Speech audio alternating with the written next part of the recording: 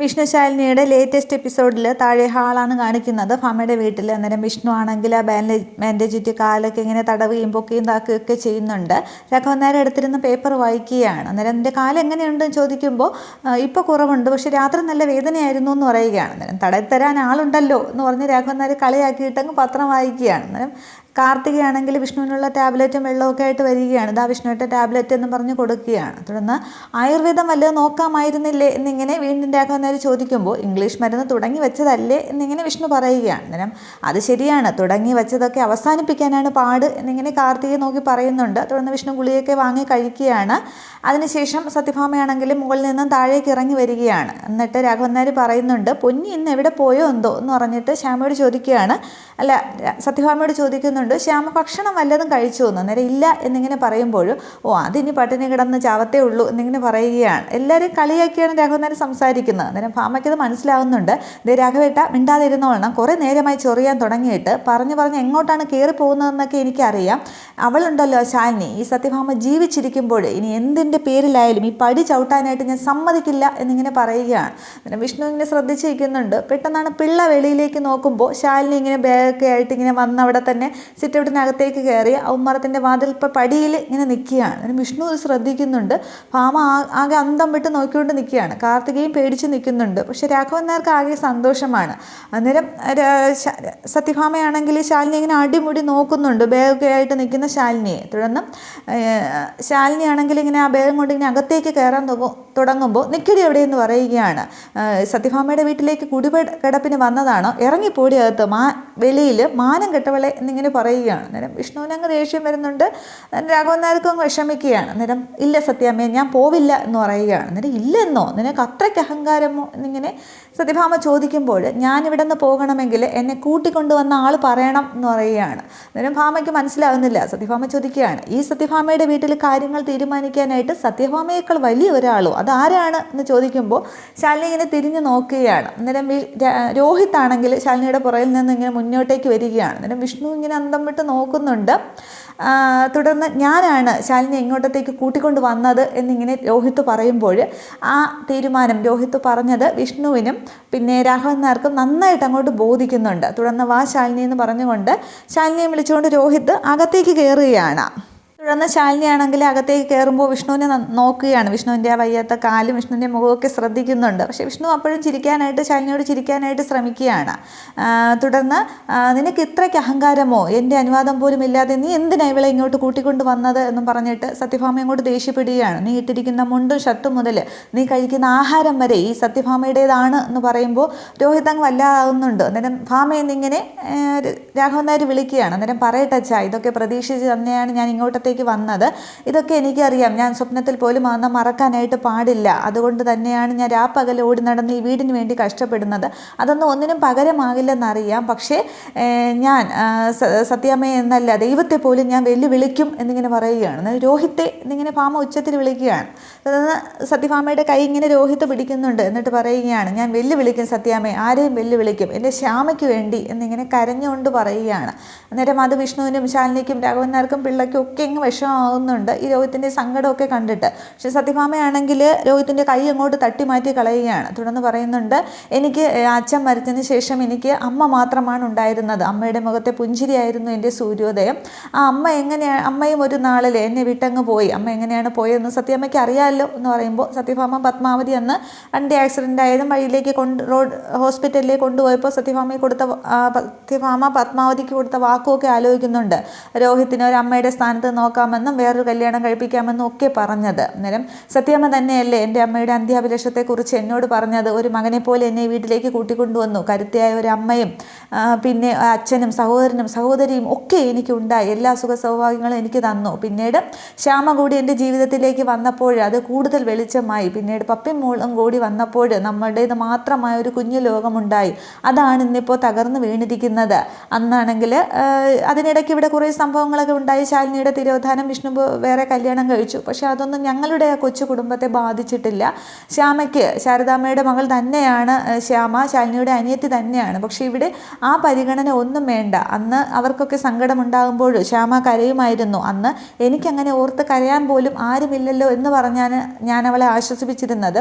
അപ്പോൾ എനിക്കും വിഷമമാകുമെന്ന് കരുതി അവൾ അവളുടെ സങ്കടങ്ങളൊക്കെ മാറ്റിവെച്ച് നമ്മുടേതായ ലോകത്ത് ജീവിച്ചുകൊണ്ടിരിക്കുകയായിരുന്നു. പക്ഷേ ഇന്ന് ആ സ്വപ്നങ്ങളൊക്കെയാണ് ചിറകറ്റ് വീണത് എന്ന് പറഞ്ഞിട്ട് ഈ സത്യഭാമയുടെ കൈ വീണ്ടും രോഹിത് ഇങ്ങനെ പിടിക്കുകയാണ്. എന്നിട്ട് പറയുന്നുണ്ട്, എനിക്ക് എൻ്റെ ശ്യാമയെ വേണം, എൻ്റെ ശ്യാമയെ തിരിച്ചു കൊണ്ടുവരണം, അതിനു വേണ്ടി സമ്മതിക്കണം. വിഷ്ണു ബ്രോയുടെ ഭാര്യയാണെന്നോ ശാരദാമ്മയുടെ മകളാണെന്നോ സത്യമ്മയുടെ മരുമകളാണെന്നോ എന്നുള്ള പരിഗണനയൊന്നും അതൊന്നും ഇവിടെ വേണ്ട, ഒരു മാനുഷിക പരിഗണന മാത്രം മതി എന്ന് പറയുകയാണ്. അന്നേരം അതിനിപ്പോൾ അവൾക്കൊന്നും സംഭവിച്ചിട്ടില്ലല്ലോ, അവൾ ഒന്ന് വീണു, അതിപ്പോൾ അവൾക്ക് വേണ്ട ചികിത്സയൊക്കെ നമ്മൾ കൊടുക്കുന്നുണ്ടല്ലോ എന്നിങ്ങനെ സത്യഭാമ പറയുകയാണ്. ഭാമ ഇങ്ങോട്ട് ആകെ ദേഷ്യത്തിലും അഹങ്കാരത്തിലും തന്നെയാണ്. പക്ഷേ രോഹിത്തിൻ്റെ സംസാരത്തിൽ ശാലിനിയും വിഷ്ണുവും രാഘവൻ നായരും ഒക്കെ അങ്ങ് വിഷമിച്ച് നിൽക്കുകയാണ്. അന്നേരം സത്യാമ്മയ്ക്ക് അറിയാമല്ലോ, വീണതിന് ശേഷം ഈ നിമിഷം വരെ ആയിട്ടും ശ്യാമ ഒരു ജലപാനം പോലും കഴിച്ചിട്ടില്ല. അവൾക്ക് വേണ്ടത് മെഡിസിനോ ടാബ്ലറ്റോ ഒന്നുമല്ല, അവൾക്ക് വേണ്ട ശരിയായ ചികിത്സ നമ്മൾ കൊടുക്കുന്നില്ല എന്ന് തന്നെയാണ് എനിക്ക് തോന്നുന്നത്. അവൾക്ക് വേണ്ടത് അവളുടെ കുഞ്ഞേച്ചിയാണ്, ശാലിനിയാണ് വേണ്ടത്. എൻ്റെ ശ്യാമയെ തിരിച്ചു കൊണ്ടുവരണം, എനിക്ക് അവളെ വേണം എന്നൊക്കെ പറയുമ്പോഴും ഭാമ ഒന്നും അങ്ങോട്ട് മിണ്ടുന്നില്ല. അന്നേരം രാഘവൻ നായർ പറയുന്നുണ്ട്, കൊള്ളാമണ്ട മോനെ, ഒരു ഭാര്യയെ സ്നേഹിക്കുന്ന ഒരു ഭർത്താവ് ഇങ്ങനെ ഒരു തീരുമാനം എടുത്തത് നല്ലത് തന്നെയാണ് എന്ന് പറയുമ്പോഴും ഭാമ ഇങ്ങനെ പുച്ഛിച്ച് നിൽക്കുകയാണ്. അന്നേരം വിഷ്ണു പറയുന്നുണ്ട്, അത് അമ്മേ രോഹിത് എടുത്ത തീരുമാനം നല്ലത് തന്നെയാണെന്നാണ് എനിക്ക് തോന്നുന്നതെന്ന് പറയുമ്പോൾ പിന്നെ അവൻ്റെ ഒരു സർട്ടിഫിക്കറ്റ് എന്ന് പറഞ്ഞിട്ട് രാഘവൻ നായർ വിഷ്ണുവിനെ കളിയാക്കുന്നുണ്ട്. ഭാമ ദേഷ്യത്തോടെ ഇങ്ങനെ നോക്കുകയാണ്. തുടർന്ന് ഭാമ ഒന്നും ഇങ്ങനെ മിണ്ടാതെ ഇരിക്കുമ്പോൾ രോഹിത് പറയുന്നുണ്ട്, ഇനിയും സത്യാമ്മയ്ക്കൊന്നും പറയാനില്ലെങ്കിൽ ഇനി എന്താണ് ചെയ്യേണ്ടതെന്ന് എനിക്കറിയാം എന്ന് പറഞ്ഞിട്ട് രോഹിത് അങ്ങ് മുള്ളിലേക്ക് കയറി പോകാൻ തുടങ്ങിയാണ്. അന്നേരം നീ എന്താടാ ചെയ്യാൻ പോകുന്നത്, അവിടെ നിന്നേ എന്നിങ്ങനെ രാഘവൻ നായർ വിളിക്കുകയാണ്. അന്നേരം ഇല്ല ഞാൻ പിന്നെ ശ്യാമയും കൂട്ടിക്കൊണ്ട് പോവുകയാണ്. ശാലിനിക്ക് എവിടെയാണോ ശാലിനിക്ക് നിൽക്കാൻ പറ്റുന്ന സ്ഥലത്തേക്ക്, അതിന് തെരുവിലാണെങ്കിലും വഴിവക്കിലാണെങ്കിലും എവിടെയാണെങ്കിലും എൻ്റെ ശ്യാമയെ ചികിത്സിച്ച് എനിക്ക് പഴയ ജീവിതത്തിലേക്ക് എൻ്റെ പപ്പിമോളുടെ അമ്മയായിട്ട് എനിക്ക് അവളെ കൂട്ടിക്കൊണ്ട് വരണം എന്നിങ്ങനെ രോഹിത് കരഞ്ഞുകൊണ്ട് പറയുകയാണ്. തുടർന്ന് രാഘവൻ നായർ പറയുകയാണ്, നീ ശ്യാമയും കുട്ടിയോ ശ്യാമയോ നീയോ എങ്ങും പോകുന്നില്ല, ശ്യാമയെ ഇവിടെ തന്നെ ചികിത്സിച്ച് ഭേദമാക്കും, അതിനിപ്പോൾ ആരും ഒന്നും പറയാൻ പോകുന്നില്ല എന്നിങ്ങനെ പറയുമ്പോൾ രാഘവൻ നായർ അങ്ങനെ പറയുമ്പോൾ രോഹിത് ഇങ്ങനെ സത്യഭാമയെ നോക്കുകയാണ്. സത്യഭാമ ഇങ്ങനെ മുഖം തിരിച്ച് തന്നെ നിൽക്കുകയാണ്. അവിടെ രാഘവൻ നായരെ എതിർത്ത് സത്യഭാമ സംസാരിക്കുന്നില്ല. തുടർന്ന് ശാലിനി മോളെ ഇങ്ങോട്ട് വന്നേന്ന് രാഘവൻ നായർ വിളിക്കുമ്പോൾ ഇങ്ങനെ ശാലിനി ഇങ്ങനെ മടിച്ച് നിൽക്കുകയാണ്. എന്നിട്ട് ഇങ്ങോട്ട് വന്നേ എന്ന് വിളിക്കുമ്പോൾ ശാലിനി രാഘവൻ നായരുടെ അടുത്തേക്ക് വരുന്നുണ്ട്. എന്നിട്ട് പറയുകയാണ്, മോൾ ഇവിടെ ഉണ്ടാവണം, ശ്യാമയെ നോക്കാനായിട്ടും ചികിത്സിക്കാനായിട്ടും മോൾ ഇവിടെ ഉണ്ടാകണം എന്നിങ്ങനെ പറയുകയാണ്. അന്നേരം തുടർന്ന് അത് ശാലിനിക്ക് സന്തോഷമാവുന്നുണ്ട്. തുടർന്ന് ശാലിനിയാണെങ്കിൽ ഇങ്ങനെ കാർത്തികയെ നോക്കുമ്പോൾ കാർത്തിക ആകെ പേടിച്ച് നിൽക്കുന്നു.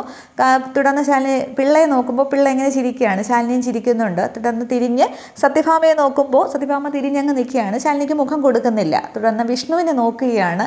അന്നേരം വിഷ്ണുവിനെ സന്തോഷത്തോടു കൂടി ശാലിനി നോക്കുകയാണ്. അതിനുശേഷം ശാലിനിയാണെങ്കിൽ മുന്നോട്ട് നടന്നിട്ട് ഇങ്ങനെ വിഷ്ണുവിൻ്റെ മുമ്പിലായിട്ട് ഇങ്ങനെ വന്ന് നിൽക്കുന്നുണ്ട്. അന്നേരം അവരിങ്ങനെ കണ്ണിൽ ഇങ്ങനെ നോക്കുകയാണ്. അന്നേരം രാഘവൻ നായർ ശാലിനി എന്ന് വിളിക്കുകയാണ്. എന്നിട്ട് കയറി പോകാൻ പറയുകയാണ്. അന്നേരം വിഷ്ണുവിനോടുള്ള ദേഷ്യമാണ് അവിടെ രാഘവൻ നായർ കാണിക്കുന്നത്. തുടർന്ന് വാ ശാലിനി എന്നും പറഞ്ഞ് രോഹിത് ആ പെട്ടി ഇങ്ങനെ മുമ്പോട്ട് എടുക്കുമ്പോൾ രോഹിത്തെ എന്ന് സത്യഭാമ വിളിക്കുകയാണ്. അന്നേരം എന്താ സത്യാമ്മയെന്ന് ചോദിക്കുമ്പോൾ രോഹിത്തെ, നീ നേരത്തെ പറഞ്ഞത് ഇവിടെ എല്ലാവർക്കും ഓർമ്മ വേണം, ശ്യാമയുടെ ചേച്ചി അത്രയേ ഉള്ളൂ, അല്ലാതെ ഇനി പഴയ ബന്ധം പുതുക്കാനോ അറ്റകുറ്റപ്പണികൾ നടത്താനോ ഒക്കെ മുതിർന്നാൽ പെട്ടിയും കിടക്കുകയൊക്കെ ഇട്ട് ഞാൻ വലിച്ചങ്ങ് പുറത്തിടും, അതിന് ഏത് പാതിരാത്രിയായാലും ഓർമ്മ വേണം എന്നിങ്ങനെ പറയുകയാണ്. അതങ്ങോട്ട് വിഷ്ണുവിനും രാഘവൻ നായർക്ക് ഇഷ്ടപ്പെടുന്നില്ല.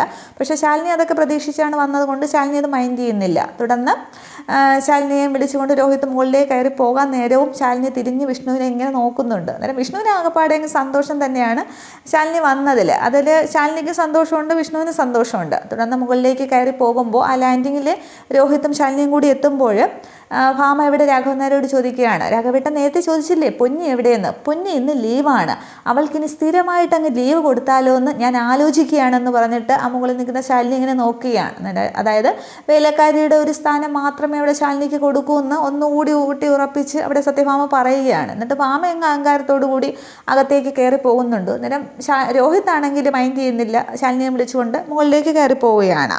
തുടർന്ന് ആ സെറ്റിയിലേക്ക് ഇരുന്നിട്ട് രാഘവൻ നായർ പറയുകയാണ്, അവനാണ് ആൺകുട്ടി, ഭാര്യയ്ക്കൊരു അപകടം ഉണ്ടായപ്പോൾ രക്ഷിക്കാൻ വേണ്ടി ആരെയും വെല്ലുവിളിച്ച് അവൻ കൂടെ നിർത്തും എന്നിങ്ങനെ പറഞ്ഞിട്ട് വിഷ്ണുവിനെ ഇങ്ങനെ നോക്കുകയാണ്.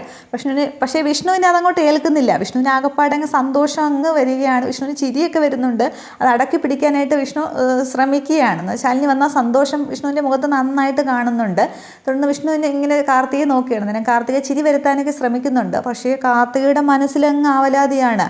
ഇനി ശ്യാമയ്ക്കുണ്ടായ അപകടത്തിൽ എന്തെങ്കിലും സംശയം തോന്നിയിട്ടാണോ ശാലിനി വന്നിരിക്കുന്നത് എങ്കിൽ തലനാഴിര് കീറി സത്യഭാമയുടെയും എല്ലാവരും കൂടി അവൾ സത്യം പുറത്തു കൊണ്ടുവരും. ഇനിയുള്ള ഓരോ നിമിഷവും സൂക്ഷിച്ച് വേണം, എൻ്റെ സത്യങ്ങളൊക്കെ ചിലപ്പോൾ പുറത്തു കൊണ്ടുവരുമെന്നും പറഞ്ഞ് ആകെ പേടിച്ചിട്ട് കാർത്തിക അങ്ങ് കിച്ചണിലേക്ക് പോകുന്നുണ്ട്. തുടർന്ന് രാഘവൻ നായരും വിഷ്ണുവിനെ അങ്ങ് നോക്കിയിട്ട് ആകെ ദേഷ്യത്തിലങ്ങ് പേപ്പറൊക്കെ വായിക്കുകയാണ്. പക്ഷേ വിഷ്ണു അങ്ങ് ആകെ സന്തോഷം അങ്ങ് ആഘോഷിക്കുകയാണ്. തുടർന്ന് റൂമിലേക്ക് വരുന്ന ശാലിനിയാണെങ്കിൽ ശ്യാമയുടെ അവസ്ഥ കണ്ടിട്ട് ആകെ അങ്ങ് സങ്കടം വരികയാണ്. അന്നേരം മോളെന്നും പറഞ്ഞ് ഓടി ചെന്ന് കട്ടിലേക്ക് ഇരിക്കുന്നുണ്ട്. എന്നിട്ട് കയ്യിൽ ഇങ്ങനെ പിടിക്കുകയാണ്.